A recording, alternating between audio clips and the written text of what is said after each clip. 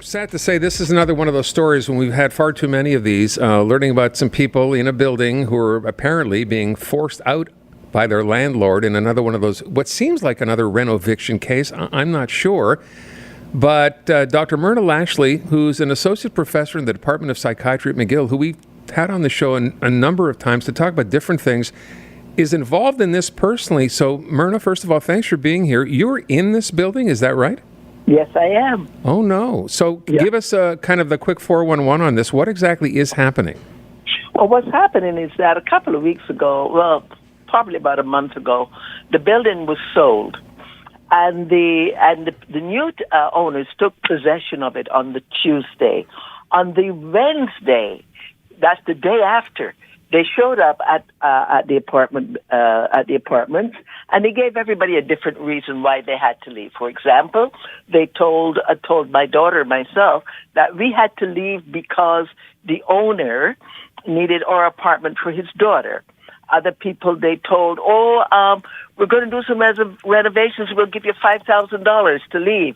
Somebody else, an elderly lady who lives there, was told, she's been here for 20 years, she was told, here's where you send the rent, now you have 3 months to get out. Everybody was told something differently. And I just want to point out that as the only black family in this building, we're the ones who were told we had to leave with no right of return. Other people were told, if you leave, one person specifically was told, if you leave, we'll put your name on a list, on a priority list, and when we're finished the renovations, you can return. All of this is illegal. First of all, the building was bought by a company, and companies cannot repossess an apartment. And the last time I looked, I learned anatomy at McGill, and last time I looked, buildings don't give birth, so I don't know who this daughter is. And everything we've asked them to do, immediately they stop doing maintenance. So there's nobody cleaning the stairs, nobody cleaning the building. We had that before. The lights, he cut the lights to the back stairs. So going up and down the back stairs to get to the garage, you were in darkness. You couldn't make your way down, which was a danger. He cut the current to the front door. So let's say someone had a medical emergency, well, you couldn't let the emergency people in because you couldn't hear the doorbell.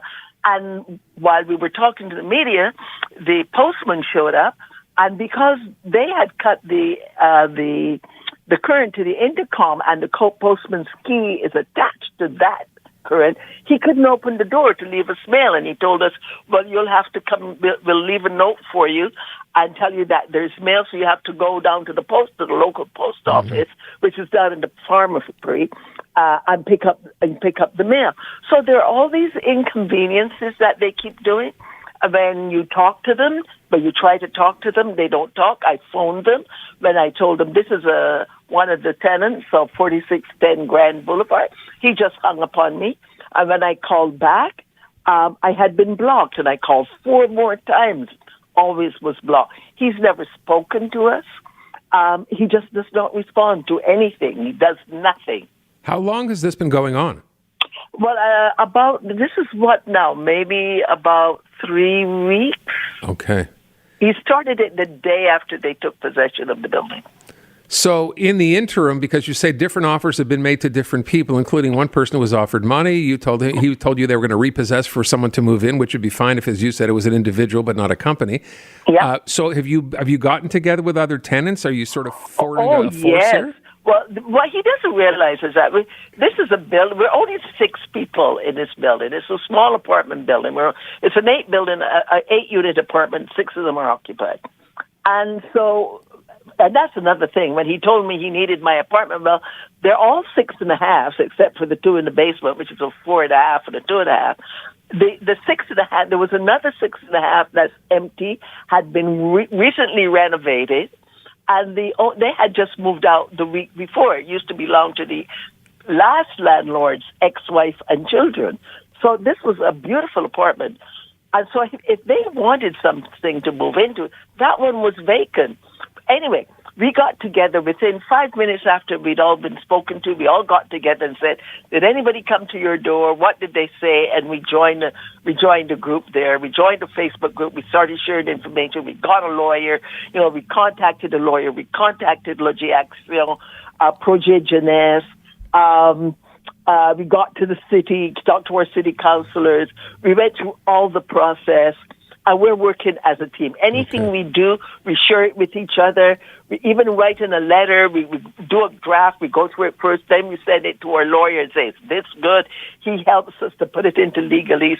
We are totally committed to this. And we act as a family. I mean, we acted as a family before, but not as tight. Now we're a close-knit family. Good for you. I'm curious, though. You said you retain the services of a lawyer. What did your lawyer advise you in terms of what might happen? Well, the lawyer told me that this is a kind of a tactic that these folks take to try to harass you. They tell one person one thing, the others other thing, and try to play us off against another. Mm-hmm. They even told one tenant that others that we had signed the notice saying that we were willing to leave. Nobody signed this notice. They're less than truthful. And so that's why we keep talking to each other. Say, what was said to you? What was said to someone else? And so we're working as a unit. Where does it go from here? I mean, they can't force you to leave. You're not going to just leave the building, obviously. If they made you a financial offer, do any of the other tenants in the building, would they be ready to accept that? Not right now, no. As a matter of fact, what our lawyer said to us, if they make you a financial offer, listen, don't sign anything without knowing it, because he said, if you take a financial offer with the market being what it is today, you'll be out of money for the apartment within 2 years. You'll have no money left from this thing, so no. All right. So what is the strategy then going forward? Wait them out? Well, yeah, we're going to go. We sent them a registered letter yesterday about the fact that they haven't done maintenance and they haven't reconnected the current to the garage and all those things. And we gave them a timeline to get it done.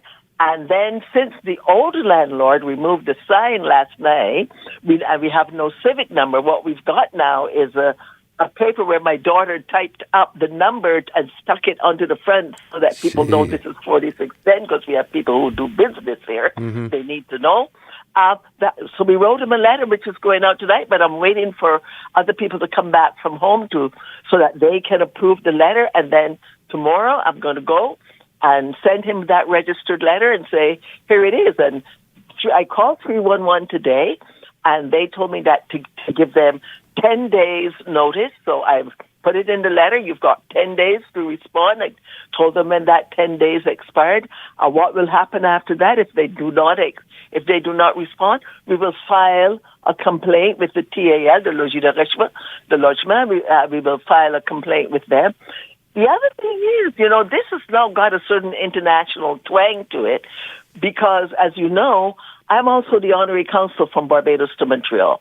And what has happened is that the Consul General from Toronto called me this morning and said, what the heck's going on? Then the High Commissioner in Ottawa called me and said, well, wait a minute, there's you, MYRNA, but there's also the honorary consul, and that you run that out of your apartment. So our office is now also being impeded. That's now been sent down to Barbados, because I come on the Foreign Affairs. So, this has a lot of tentacles. Well, listen, that part sounds like it's good for you to make it as difficult as they possibly can to go ahead and move forward with this. So, I wish you luck. It sounds like you have all your bases covered here, which is good, and see what happens in the course of those 10 or 14 days. Absolutely. Okay. Absolutely. Well, my big concern is really not for me. It's for a lady who's been here for 20 years. Yeah.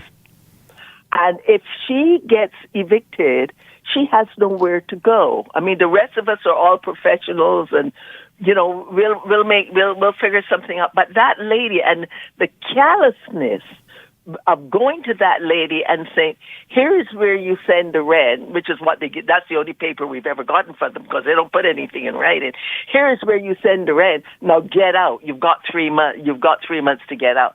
I cannot abide that kind of callousness. That's not how I live my life. It's an awful story. And we're starting to hear too many stories like this lately. MYRNA, I thank you for sharing this, and I hope this kind of, people find out about who these people are and something good comes of this, something positive. And we'll check back in with you in a couple of weeks and see what's going on. Thank you, Aaron. Have a good day. You too. Dr. MYRNA LASHLEY. So she lives in this building. Imagine that, giving everyone a different story on why they have to leave, and then doing stuff like stopping or cutting off the current to the front door so you can't get in, broken garage door. I mean, that's awful.